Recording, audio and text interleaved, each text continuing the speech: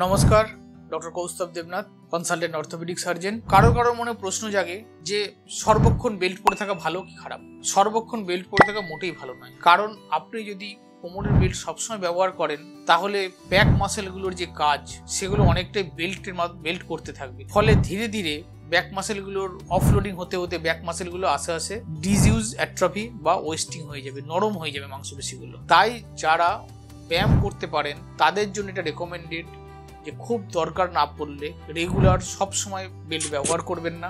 যদি ব্যবহার করেন তাহলে কিছুক্ষণ পর পরেই পেটটাকে ভেতরের দিকে ঢোকার, এই অ্যাবডোমিনাল মাসেলের স্ট্রেংথেনিং করার যে এক্সারসাইজগুলো কিছুক্ষণ পর পরই মনে থেকে করতে হবে। একটা আচমকা ব্যথা হয়ে গেল, আপনি টেম্পোরারি 2 দিন 3 দিন 5 দিনের জন্য ব্যবহার করছেন, দেন ইটস ওকে। কিন্তু লং টার্মে ব্যবহার করা কোমরের বেল্ট ভালো নয়। যদি কোনো বয়স্ক মানুষ যার পক্ষে কোর মাসেল স্ট্রেংথেনিং এক্সারসাইজ করা পসিবল নয়, তাদের কোনো উপায় নেই, তারা হয়তো সারাদিন ব্যবহার করছেন। কিন্তু যিনি অ্যাক্টিভ আছেন, ইয়ং আছেন, তাদেরকে আমি রেকমেন্ড করব যে দীর্ঘমেয়াদী হিসেবে আপনারা কোমরের বেল্ট ব্যবহার না করাই আপনাদের ভালো। চেষ্টা করুন ব্যায়াম করে, এক্সারসাইজ করে ধীরে ধীরে ভালো হয়ে যাওয়ার। নমস্কার।